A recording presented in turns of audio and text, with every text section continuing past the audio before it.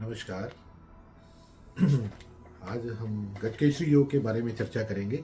गजकेसरी योग क्या होता है?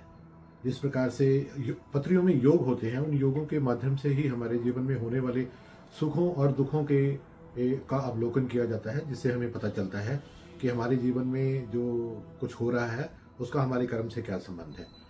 आज हम एक शुभ योग, जिसे हम गजकेसरी योग कहते हैं, उसके संबंध में विषय में बात करेंगे। जब भी चंद्रमा से केंद्र में बृहस्पति हो और बृहस्पति और चंद्रमा का केंद्र से संबंध बनता हो, जैसे चंद्रमा से अगर बृहस्पति चंद्रमा दोनों इकट्ठे हों, चंद्रमा से बृहस्पति चौथे घर में, सातवें घर में और 10वें घर में हो, तो गजकेसरी योग की रचना होती है। ये एक श्रेष्ठ योग है जो हमें मुश्किल घड़ी में ईश्वरी सहायता प्राप्त कराता है। गजकेसरी योग में पैदा होने वाले लोग, उनके बाकी ग्रह कहीं पे भी बैठे हों, कहीं ना कहीं मुश्किल घड़ी के अंदर ईश्वरी सहायता प्राप्त होना, अपने बुजुर्गों का, अपने बड़ों का साथ होना।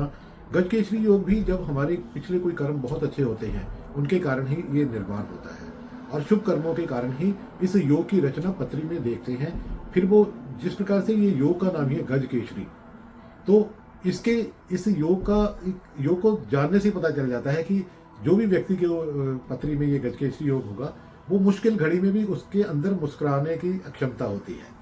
तो उसी प्रकार से ईश्वर भी उसके साथ उसकी मुश्किल घड़ी में किसी न किसी रूप में आके उनके साथ खड़ा होता है।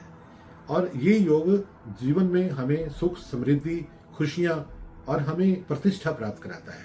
और हमें जो भी मान सम्मान समाज से मिलता है, धन दौलत, इज्जत, मान सम्मान मिलता है, जो पॉजिटिव सोच देता है, ये सारा यही योग जो है हमारे जीवन में देता है। आज भी जिस प्रकार से गजकेसरी योग है, आज चंद्रमा धनु राशि में है और बृहस्पति जो है वो मिथुन राशि में है बुध के साथ, तो जब भी चंद्रमा आमने सामने होंगे तो गजकेसरी योग की रचना होगी।